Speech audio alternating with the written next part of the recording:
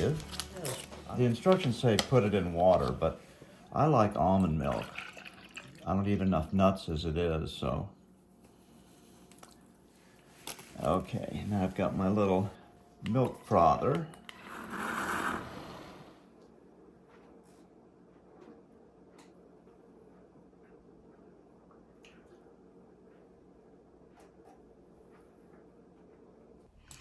Good afternoon. I'm still reporting on the Supremes. Perhaps packing the Supreme Court is not such a bad idea after all, or maybe they should get rid of all of them entirely.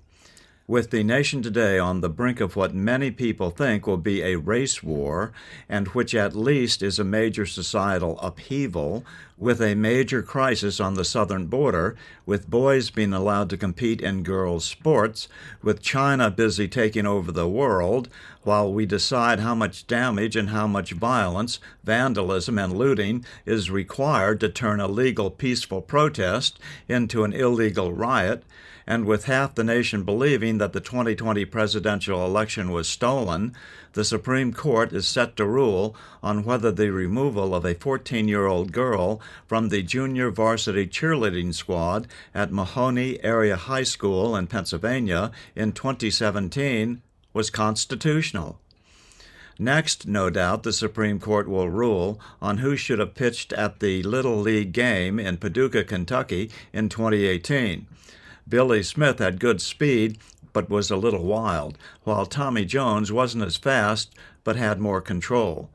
The Supremes will no doubt split on this because speed versus control is a hot legal issue, and Jones or Smith, whichever one wins, will have won bragging rights for the rest of his life.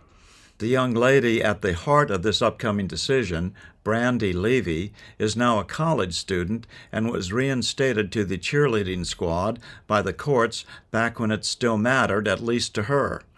But the school system has pursued its right to remove a student from the junior varsity cheerleading squad for sending a Snapchat message, which they did not like, to the Supreme Court.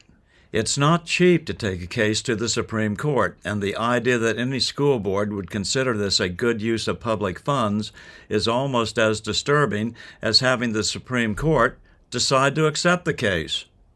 This is the same Supreme Court that decided that the cases involving the 2020 presidential election were not important enough for the Supreme Court of the United States to hear. Even the case brought by Texas, generally considered a respectable state, did not meet the high standards to be heard by the United States Supreme Court. But who was on the junior varsity high school cheerleading squad in 2017 was. What prompted Levy's removal from the JV cheerleading squad was a Snapchat message she sent one Saturday that included using the F word repeatedly, referring to the school cheerleading, and in true 14-year-old fashion, everything else. Snapchat messages disappear after 24 hours. This one went to 250 of her dearest, closest, and bestest friends. As nearly everyone knows, high school students use various apps on their smartphones to have conversations with each other. Talking is old school, something their grandparents did.